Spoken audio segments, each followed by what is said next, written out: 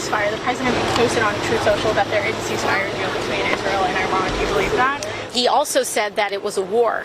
And I think that the President of the United States admitting that he unilaterally brought the United States into a war without congressional approval is a very grave public admission. It is illegal. It is unconstitutional. The Congresswoman also writing on Twitter, it is absolutely and clearly grounds for impeachment.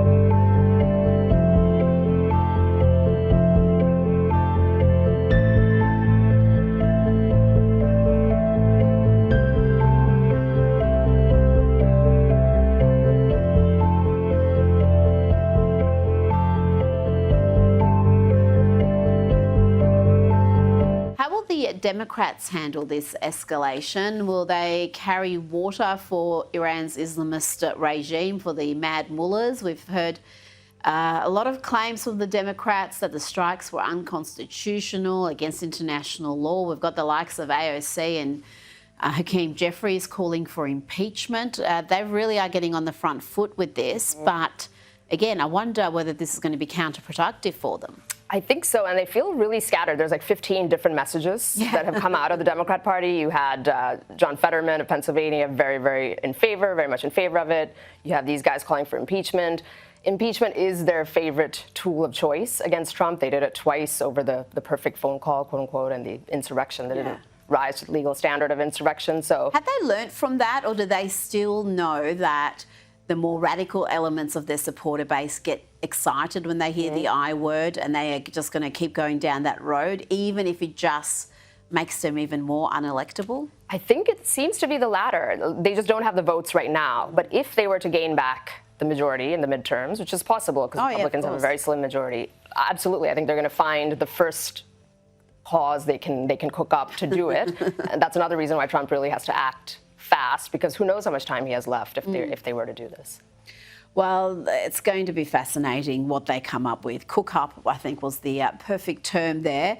Now to other news. The FBI has launched investigations into who is funding and organising violent protests in the US, what NGOs, individuals are behind the lawlessness we saw in LA and other cities. They can expect to feel the full force of the law. Let's hear from Bill Asali, along with FBI Assistant Director Akil Davis and IRS Special Agent Tyler Hatcher. These violent agitators put peaceful demonstrators at risk.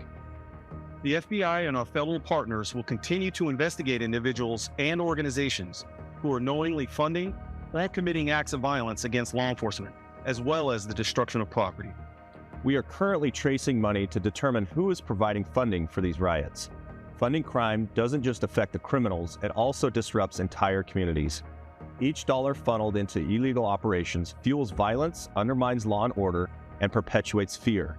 Make no mistake, we will identify and disrupt financial networks supporting these criminal activities. This is potentially huge. There are some very rich, very influential characters behind some of these NGOs that are suspected of aiding and abetting the rioters. And again, this is something that the Trump base is very energised about. This is potentially huge. That old adage, follow the money, rings very true here. If you choke off the money supply, a lot of these so-called protests that are probably not 100% organic, I think a lot of people doubt that they are, do get severed. It won't be easy because the likes of George Soros' name comes up and other very powerful people who are going to lawyer up. They're going to have judges in their corner that are going to try and stymie this every step of the way. So it's not going to be easy, but it does show the power of a full-throated approach by the government. All agencies, the IRS, they know everything about your money, the FBI, the DOD, Homeland Security, Pam Bondi, and the Justice Department, everybody kind of coming together for the singular goal of getting these people out and those who aid and abet them admonished.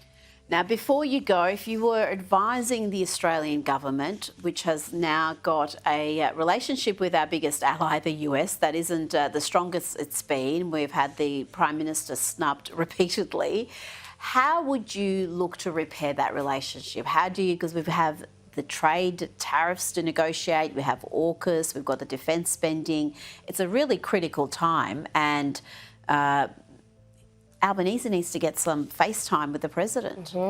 I think, being very clear about Australia first, like what is the actual policy agenda that puts Australia first, and understanding that. Sometimes that gets complicated as well when you're dealing with this tenuous coalition of different people from the Greens all the way to the centrists, so figuring that out. And then secondly, in terms of dealing with the U.S., Trump is very much a people person at the end of the day, and that old-fashioned approach of building a relationship, finding somebody who has likability with him and his team, and pushing on that. It doesn't look like that's going to be Kevin Rudd. It looks like the ambassador is an impediment, not a help at this point.